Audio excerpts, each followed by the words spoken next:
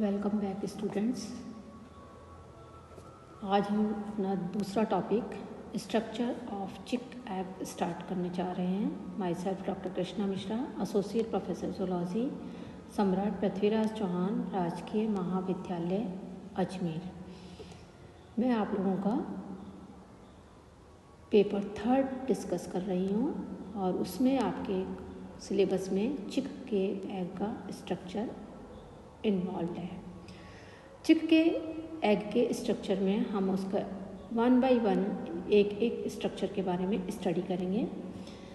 सबसे पहले हम बात करते हैं एग शेल। एग शेल जैसा कि आप इसके नाम से ही समझ सकते हैं, the outer egg shell is made almost entirely of calcium carbonate and it is covered with as many as 17,000 tiny pores। लगभग इसमें 17,000 तक pores हो सकते हैं। It is a semi-permeable membrane which allows air and moisture to pass through its pores.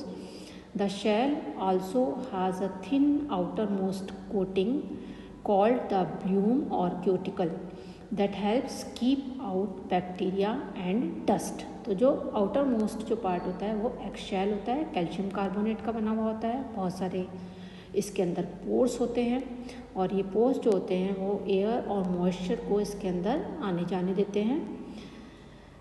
अब हम आते हैं इसके स्ट्रक्चर पर। ये देखिएगा, एक इसका स्ट्रक्चर है। यहाँ पर आपको इसके अंदर बहुत सारी संरचनाएं दिखाई दे रही हैं। इसके अंदर एग शेल है। एग शेल के बाद जो है वो डिफरेंट एग मेम्ब्रेन्स हैं। एग एल्ब्यूमिन जो है वो दिखाई दे रहे हैं, thick albumin, inner thin albumin, outer thin albumin. Air cell दिखाई दे रही है, योक जो है उसमें दिखाई दे रहा है, जर्मिनल डिस्क दिखाई दे रही है, चैलेजा दिखाई दे रहा है।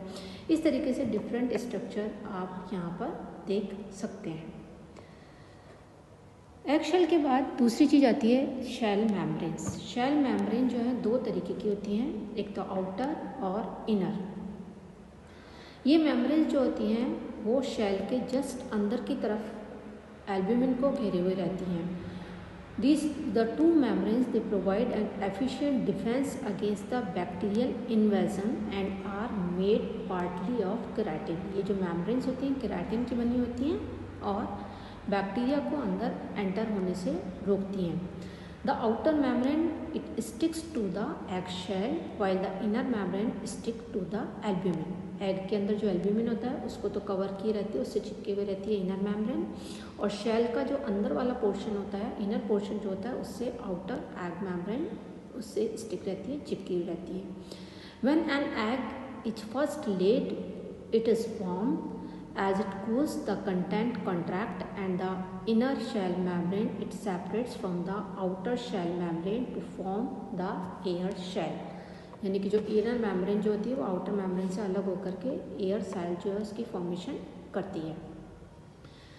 थर्ड जो स्ट्रक्चर इसमें दिखाई दे रहा है वो है चैलेजा। ये ट्विस्टेड होता है अपोजिट डायरेक्शन में और यह योग को सेंटर्ड रखता है, योग को बीच में बनाए रखता है, योग की पोजीशन जो है उसको कंट्रोल करने का काम करता है। जितना प्रोमिनेंट होता है ये चैलेजा उतना ही एग जो है वो फ्रेशर कहलाता है। एक्सटीरियर एल्ब्यूमिन या outer thin membrane, the outer thin albumin जो है वो एक नैरो फ्लूइड लेयर जो कि शेल मेम्ब्रेन के आगे की तरफ शेल मेम्ब्रेन से नेक्स्ट होती है, वो आउटर थिन मेम्ब्रेन एल्ब्यूमिन की बनाती है। नेक्स्ट आता है middle albumin.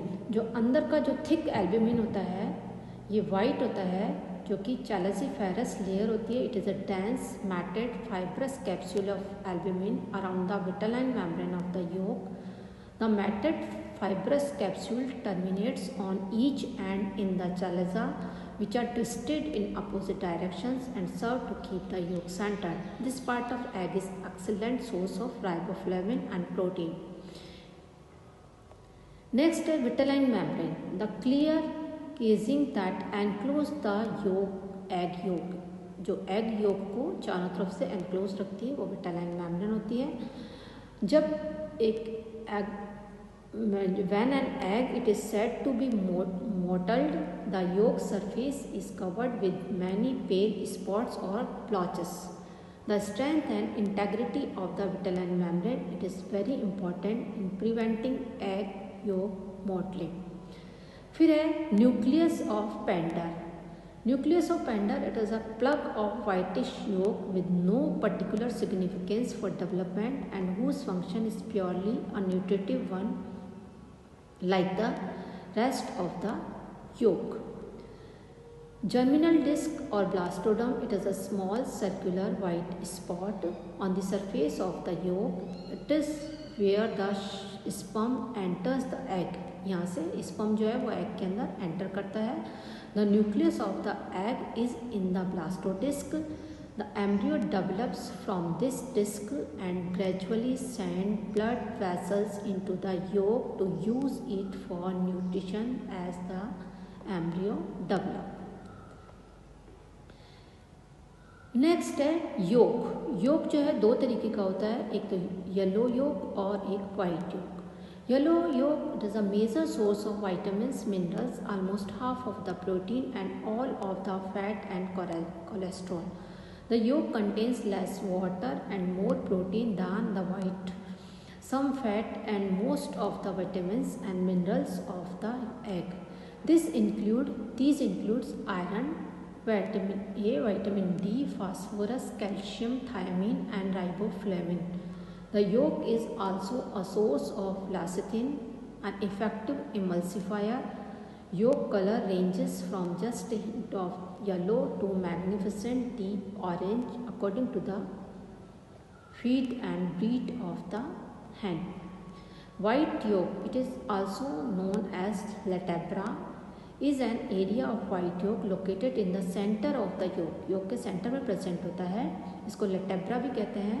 It is lower in fat and therefore stand out as the bright white area in the magnetic resource images. The specific function of latabra, it is uncertain, but it may act as central structure around which the additional layer of yolk it is formed. Next structure is chalaza. Chalaza, as you all know, it is twisted in opposite direction और yolk को centered रखने का काम करता है. Air cell, it is an air space which is forms when the content of egg cool and contract after the egg is laid. The air cell usually rests between the outer and inner membrane of eggs. As the egg ages, moisture and carbon dioxide leave through the pores of the shell. Air enters to replace them and the air cell becomes larger. The next structure is cuticle or bloom. The shell is produced by the shell glands of the oviduct and has an outer coating, that is the bloom or cuticle. The cuticle, it seals the pores and it is useful in reducing the moisture losses and preventing bacterial penetration of eggshell. Most of the cuticle is removed from the table eggs. So it is all about the structure of chick egg. Next we will start with our new topic.